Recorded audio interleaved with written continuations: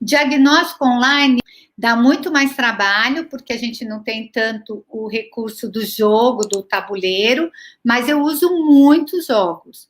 Então, eu uso muitos desafios, porque os desafios já são todos preparados como diagnóstico, então eu vou fazendo em forma de jogo, assim, por exemplo, eu leio uma questão, ele resolve.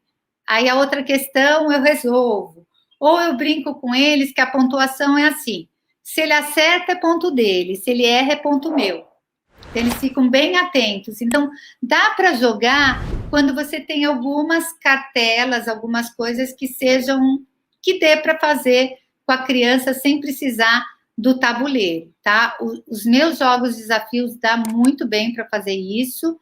E também eu utilizo o site do Racha Cuca. Então, eles estão lá com o iPad, a gente põe no mesmo jogo, na mesma situação, vou fazendo aqui, ele vai fazendo lá, e aí eu vou fazendo, ele vai lendo, vai me explicando se dá se aquela dica que foi dada da parte de problema de lógica, dá para ele saber, se não dá, por quê, ele tem que me explicar as analogias que ele está fazendo para achar determinada resposta.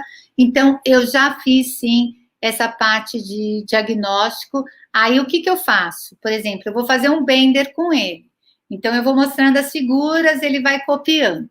Quando termina, eu peço para ele tirar foto e me mandar. Então, eu arquivo tudo no meu iPad.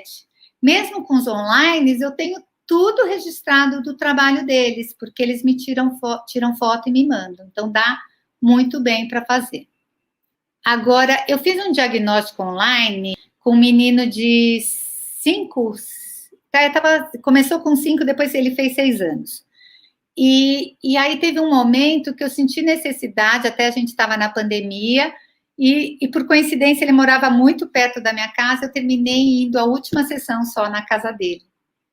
E que é uma coisa que eu não faço de jeito nenhum, essa coisa de atender em domicílio, eu acho que não é, mas nesse momento, para eu fechar um diagnóstico, que eu precisava dar uma devolutiva muito clara para a escola, eu fui na casa dele e eu fiz algumas atividades ao vivo, assim, principalmente essa parte do emocional que eu queria avaliar. Dá para verificar a queixa inicial da família?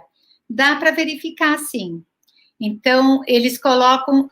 Eu sigo o mesmo padrão. Eu fiz agora, acabei de fazer uma avaliação com um menino que ele está nos Estados Unidos, ele mora em Nova York, e eu fiz toda a avaliação online.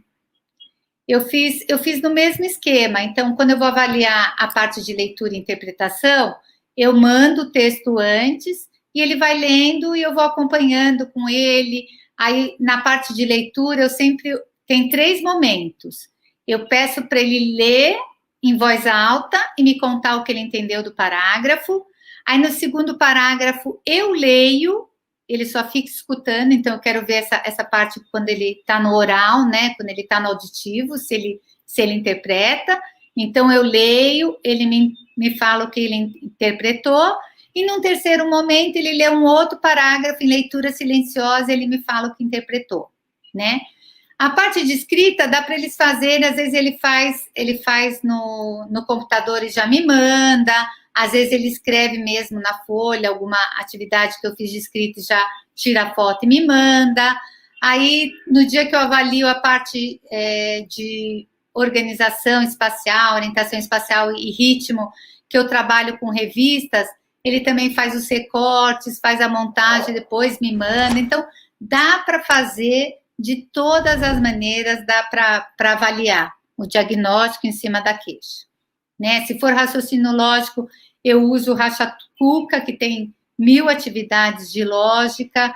Eu mando, quando eu quero avaliar a parte formal, de conteúdo mesmo, escolar, formal, eu também mando uma folha para eles, a mãe imprime. Então, dá muito mais trabalho, né, do que a gente... Porque no consultório a gente já tem tudo lá formalizado, tudo organizado, então eu só pego, abro o meu armário, pego o material que eu quero avaliar e eu vou.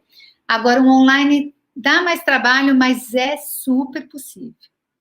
Eu divido com vocês e juntos a gente multiplica.